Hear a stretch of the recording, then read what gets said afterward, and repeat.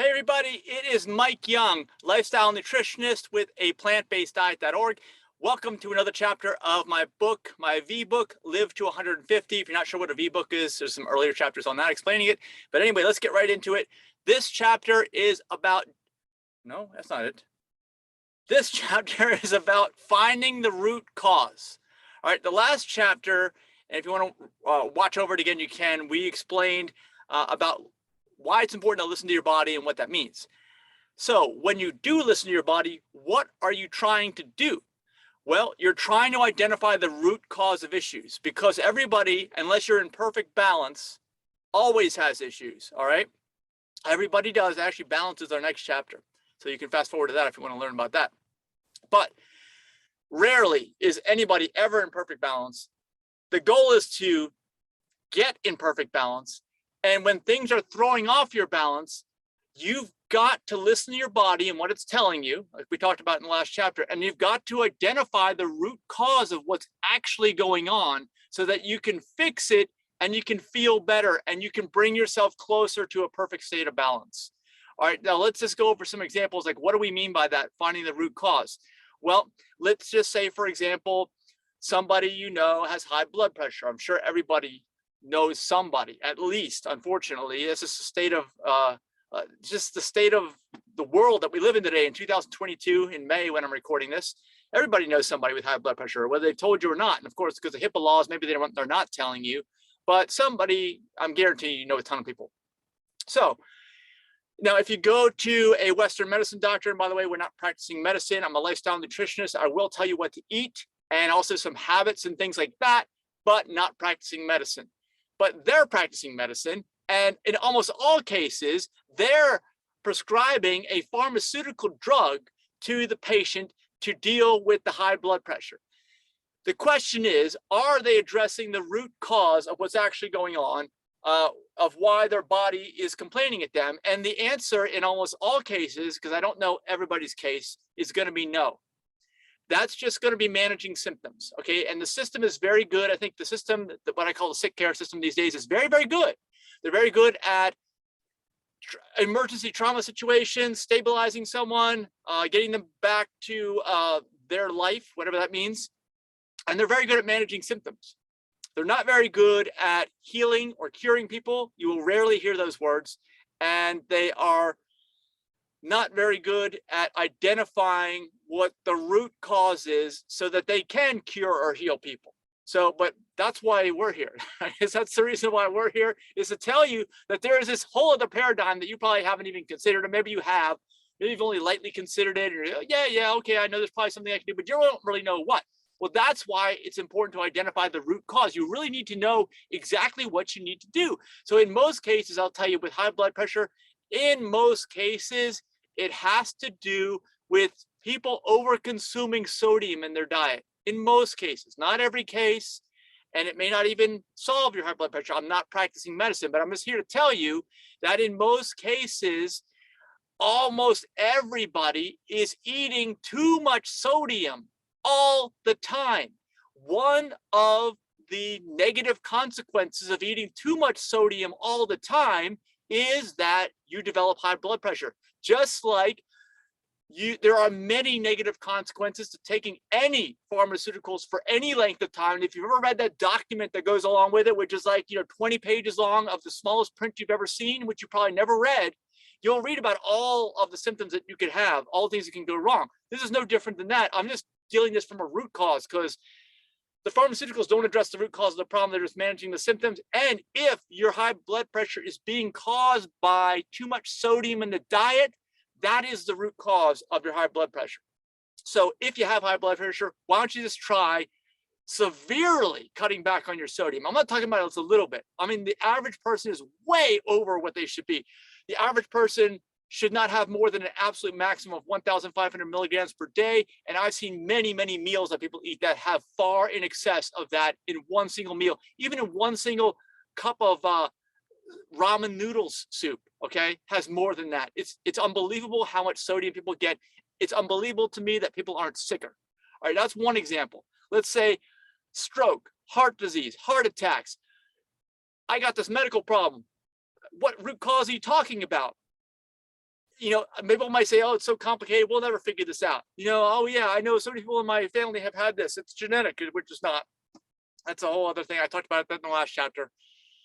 It's your habits. It's your food. What are you eating? Is all the food that you're eating of a low percentage of calories from fat and low fat? Is it? And I'm talking, I don't care if it's animal products, plants, whatever it is that you're eating. If it's not, there's a very high likelihood that that is the root cause of your heart disease. I mean, I don't know if you've ever considered this or not, but again, if you go to the doctor and you have heart disease or you've had a stroke or heart attack or whatever, you may hear that you got to take this pharmaceutical, this drug for the rest of your life. And you got to keep taking it. Don't stop taking it because you may die, because they're just managing symptoms. They're just going to make the assumption that you're just going to stay on doing whatever you've been doing up to this point in your life, and that you're really like an old dog and you can't teach an old dog new tricks, even if they happen to know what the new tricks are, which a lot of times the folks in the sick care system just don't know. That's why I'm here, because I know about the food, okay? I'm a lifestyle nutritionist. I am not practicing medicine. They are. They've been taught a whole bunch of other things that I don't know, and I really don't even want to know, truly. I just want to talk about the food. So my suggestion is, if somebody has heart disease, and I know that in almost all cases, the root cause of the heart disease is eating too high of a percentage of calories from fat, you need to start eating low-fat foods. Most animal product foods are incredibly high in fat, which is why you want to get rid of all the animal products. We talk about that a lot here. But plenty of plant foods, processed or not, also have a very high percentage of calories from fat and will cause heart disease. They will be the root cause of the heart disease. These includes nuts, seeds, and avocados, where if you look at our food pyramid that we have with the nonprofit, like up at the top, those are the things that you should eat the least of. It's nuts, seeds, and avocados. All right. So this is the reason why, okay? Because otherwise, nuts, seeds, and avocados are actually very nutritious, and they have a lot of fiber in them. The problem is they have way too much fat, way too high of a percentage of calories from fat, and that's what will cause heart disease. And that's why a lot of vegans are sick. A lot of vegans who eat like the fake cheeses made out of nuts get sick.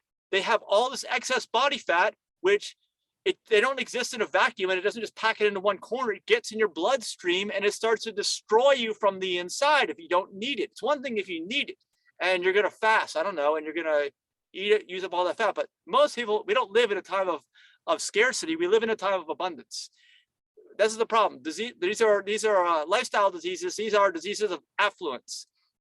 So you don't want to eat that. You don't want to eat the vegan processed foods, which are very high in percentage of calories from fat. Make sure you figure that out too. Don't just assume that something's not, all right? You need to determine the number of calories in the product per serving, per container, whatever it is. You need to look at the fat. You need to make some calculations. It should never, ever, ever be over 20% at the absolute maximum. Just like I said for sodium, should never, ever, ever be above 1,500 at the absolute maximum for the whole day, even though someone's meal may have more than that. We should never, ever, ever have anything above 20% calories from fat that you eat ever, because the problem is if you do, then you have to practice calorie restriction, portion control, all these terrible, terrible things that nobody wants to have to do, and no one's going to do, frankly. Okay, that's the other part of the problem. So in order to not get caught in the trap, because it is a trap, you have to eat low percentage of calories from fat. You need to. Now, let's go on to some other concepts. This can apply to so many conditions. Like I say, you'll see the theme here. Let's say cancer. I have cancer. Well, if you have cancer, I guess, if you go to the doctor, and I haven't had cancer knowingly, maybe I have. Actually, I think everyone has cancer cells in their body. The only question is whether your body's is in balance enough where it's able to fight off that cancer, or will just give up and quit and let the cancer take over. That depends on your overall body balance, and of course, all of your decision making, all the food that you're putting in, these types of things. It's an overall thing which should motivate you to do better, because you don't want your body to throw in the towel and just quit. Because if it does, and you go to the doctor and say, oh, you got this terrible cancer, it's out of control, you're going to want to do something about it in almost all cases. I know you will. You will say you're going to fight cancer, right? But they won't really talk about what caused the cancer. Not really. they're just going to try to stop it from killing you because you're dying very quickly. And I understand that. And you don't want to die. I don't want you to die. But they're not really going to talk about what I'm talking about right here, which is, let's stop it before you get it. In order to stop it before you get it, you need to stop doing the things, stop eating the things, actually, is really what really, again, we go back to the food that caused the cancer. So what causes cancer? Well, some people say, well, everything causes cancer. Right? That's not true. There are certain things that cause cancer that are actually very, very potent cancer causers that a lot of people do consume, and that's part of the problem. Like alcohol is one of them. Foods that are cooked at high temperatures, anything over 350 degrees, that also causes cancer.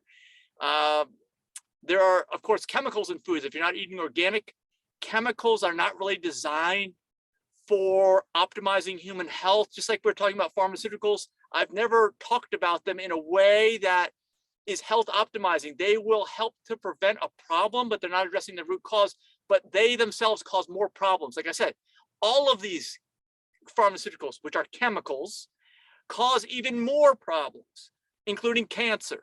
Okay, so you don't want to get so far out of whack that you're being forced to take carcinogens, whether it's in the form of pharmaceuticals or even sunlight. If you get too much, causes skin cancer, or alcohol, or food that's cooked at too high of a temperature, or non-organic food. I mean, just try to avoid these things is what you want to do, because as long as you try to avoid them as best as you can, and I know it's not possible to avoid them 100%, but it's okay, because your body, you will keep your balance right on your body, so that your body will be able to fight everything else. No one's expecting you to be perfect, and you don't have to be perfect. You just have to take this into account and not live recklessly, which is basically how most people do, or live just not knowing, what do they call it? Oh my gosh, I can't even think about it right now. I'll remember it the rest of this video though. Ignorance is bliss, right? They say that. No, it's not. It's going to cause so many problems. And there's no excuse for ignorance anymore. It's 2022. It used to be, I've had these talks with people where if somebody told you something, you may have, growing up in the 70s and 80s, somebody told you something and they said it's a fact. You may have had no way to prove one way or the other for like weeks or months later. Like let's say you went to the library and maybe there's a specialized book you had to get and you had to wait several weeks for it to show up. They bring it to your library, etc. Now you got everything in the palm of your hand on your phone. You should be able to look this up. You send them one of my videos, and everything that we talk about here is evidence-based, science-based, and also experience-based from me. So back to the topic of this chapter, which is finding the root cause. Oh, my battery's about to die on this computer. I gotta wrap this up before it does. Finding the root cause. So the bottom line is, I gave 3 examples. There are many, many more. You could apply these examples to just about any kind of health condition somebody has. There is a root cause. There's something that's causing it. The body just wants to be in health. The body is communicating with you and telling you something's wrong. You need to find it. You need to go find it if you don't want to suffer for the rest of your life.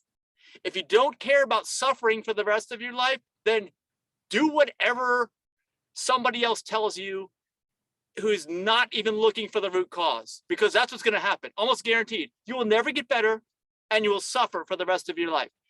If you want some kind of hope as to curing or healing, then look for the root cause. This is a theme throughout this entire book. You're never going to hear the end of this with me, because it's always a work in progress and something everybody needs to work on. Nobody's immune from this. So thanks so much for watching. If you got some value, be sure to hit the like button and of course subscribe and hit the bell for notifications. Check out the playlist. It's liveto150.org. That is the direct link to the playlist for the whole book. Thanks a lot. Bye.